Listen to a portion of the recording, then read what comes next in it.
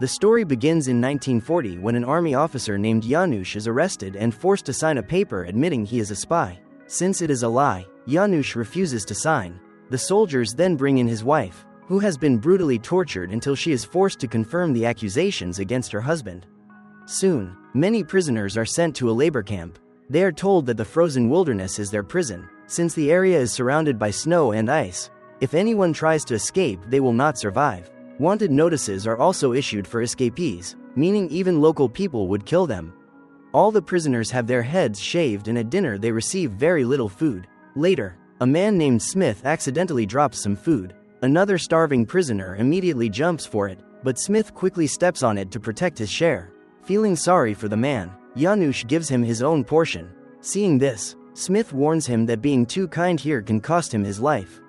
After Smith leaves, a prisoner named Kabarev tells Janusz that he is American, and that alone got him arrested. Janusz says he was falsely accused too, causing Kabarev to laugh and joke that his only crime was acting in a terrible movie. Later, they see a prisoner named Valka gambling. Kabarev explains that Valka is a dangerous thug. The guards never stop him, so everyone fears him. Meanwhile, some prisoners are forced into slave labor. When Janusz talks about escaping, Kabarev immediately shuts the idea down, saying nobody can survive outside. At that moment, Valka demands a prisoner's sweater. When the man refuses, Valka suddenly pulls out a knife and stabs him. Another prisoner quickly takes off his sweater and hands it over to repay a gambling debt. As the days pass, Janusz slowly adapts to camp life. The prisoners mine coal and chop wood in the snow, but they receive very little food and sleep in freezing conditions. One night, Janusz finds lice in his clothes. Kabarev says he knows an old trick to get rid of them and takes him outside. Suddenly, a loud explosion echoes through the camp, and they realize the coal mine has exploded. While Kabarev buries Janusz's clothes in the snow to kill the lice, Janusz looks at the guard towers and starts thinking about escape. Kabarev reveals he has a friend named Lazar who may help them get out. They begin discussing a plan. If they escape and head south, they could reach Mongolia.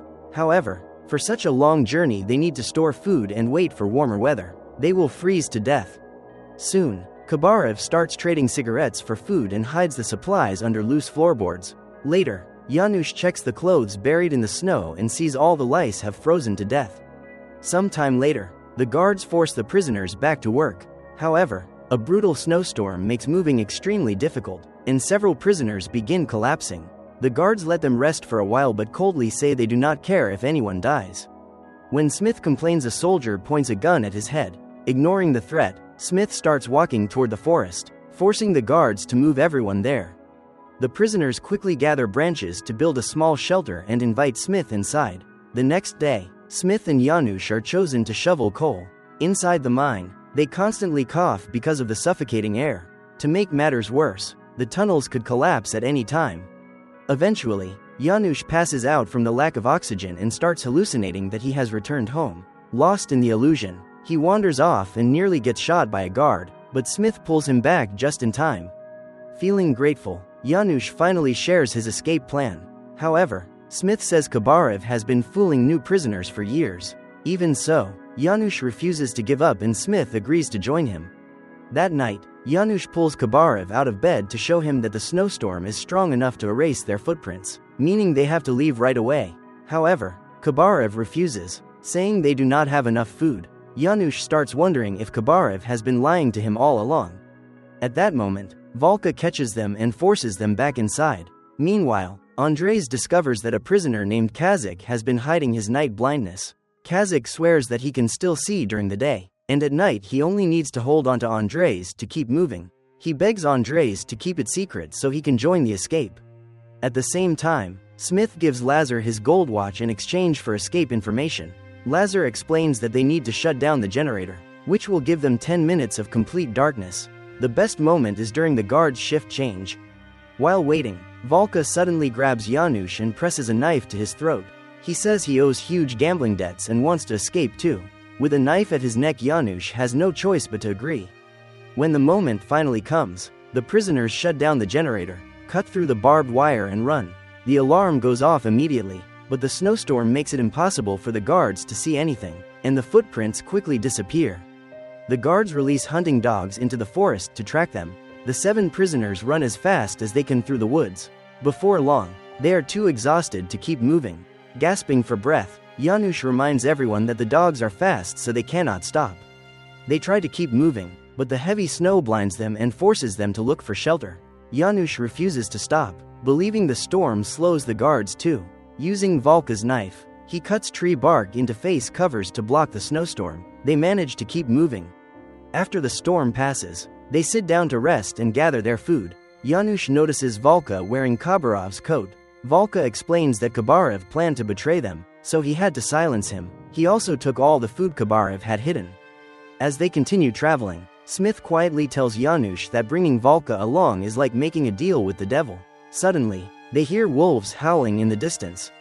Over the next few days, Janusz uses the sun to guide the group. Volka is impressed and promises to stay by Janusz's side no matter what the others say. During their next stop, Janusz realizes it will take 3 to 4 weeks to reach the nearest lake, but their food will only last 1 week. They are forced to hunt or fish. Volka suggests robbing a village near a field, but the others refuse. Meanwhile, Kazakh goes out to gather firewood and gets lost after night falls, leaving him unable to see. In the cold, he starts hallucinating, seeing his old teacher and a distant city. Thinking he has found people, he keeps walking. When the others search for him, they are devastated to find Kazakh frozen to death just a few meters away. They bury him and pray for his soul. However, Volka coldly points out that one less mouth to feed means the food will last longer. Even so, a few weeks later everyone becomes so hungry that they are forced to eat insects and bird eggs. Completely exhausted, they hide inside a cave where Tomas draws on the walls to keep himself awake.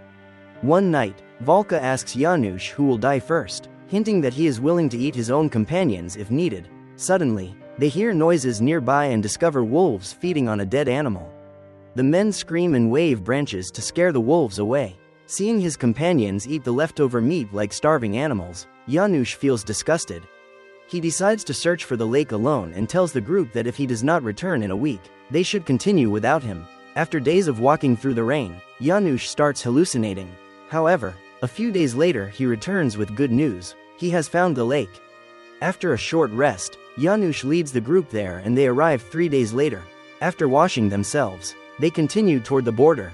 While crossing the forest, they begin feeling like someone is watching them. Quick thinking, they finally surrounded the person following them. Volka almost attacks the stranger, but Janusz stops him just in time. The person following them turns out to be Irena, a Polish girl who is also on the run. She has been following them because she needs food and protection. Janusz wants to let her join, but the others object, saying they do not have enough food and a girl would only slow them down. Later, they find an animal trapped in the mud and turn it into dinner.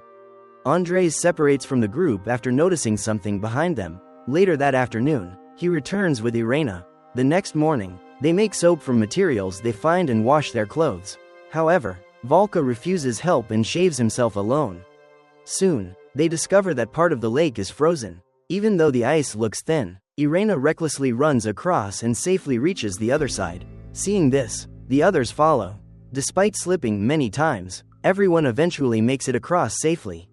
While crossing the forest, Smith asks Irena about her past. She says Russian soldiers killed her parents. However, Smith notices several holes in her emotional story. From her accent, he realizes she actually comes from a German area and has been lying. Even so, he lets it go for now, but makes Irena promise to stop lying. Some time later, they spot a town in the distance and plan to sneak in for food. However, the risk of being recognized is too high. If the prison learns they are nearby, a manhunt will begin. Not wanting to take the risk, they chose to go around through the forest. By evening, everyone notices Volka has disappeared and fears he has betrayed them. Suddenly, he returns. Smith angrily yells at him, but Volka opens his bag and shows several dead animals, saying he even had to kill a dog because survival is cruel. He also brings back a stolen bottle of alcohol and invites everyone to celebrate his birthday. During dinner, Volka sings a folk song and Irena joins in. This makes Volka realize she also grew up living on the streets. Since everyone already knows Irena lied, she finally tells the truth. Her parents were spies and were arrested years ago, while the children were sent to an orphanage. After her younger brother died there, she decided to run away. The next day, the journey continues. However, they enter an area filled with mosquitoes, leaving everyone's faces swollen. When they see local people passing by, they notice the insects are not attacking them. Afraid of being discovered, the group hides, but Zoran secretly goes out to ask for advice. A local man gives him a mosquito-repelling necklace, allowing the group to continue in peace. Over the next few days, Irena spends time learning everyone's stories. Andres used to be a priest. Tomas worked as a pastry chef but dreamed of becoming an actor. Zoran was an accountant arrested for spying after accidentally photographing a government building. Smith came to Russia looking for work as an engineer, but his son was shot after he was arrested.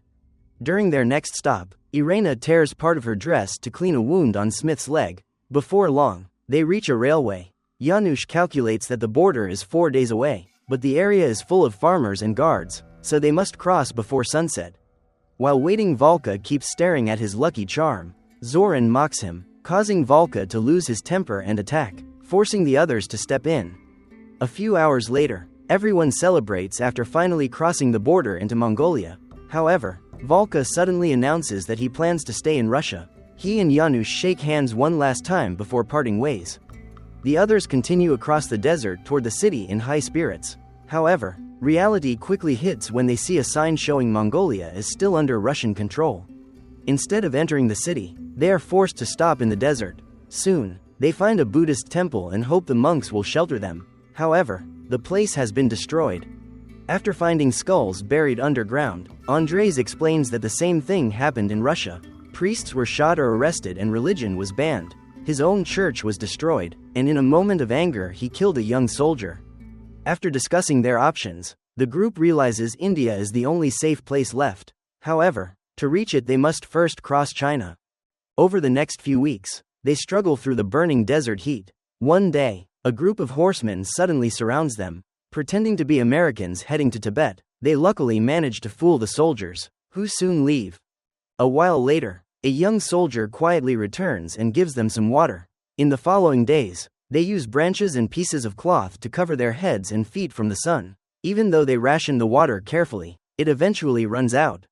Suddenly, Smith spots trees in the distance. Janusz assumes he is hallucinating and urges everyone to keep moving south. As Smith starts panicking, the others calm him down and decide to follow him. After walking for a while, they spot a bird flying overhead, proving Smith was not imagining things. Overjoyed, they run forward and finally discover a well. They drink as much as they can and camp there for the night.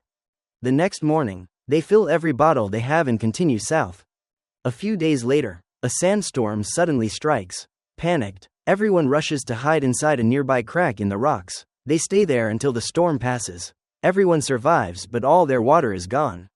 Over the next few days, Irena and Tomas grow seriously ill. Smith suggests turning back to the well, but Janusz asks how they would even know where it is.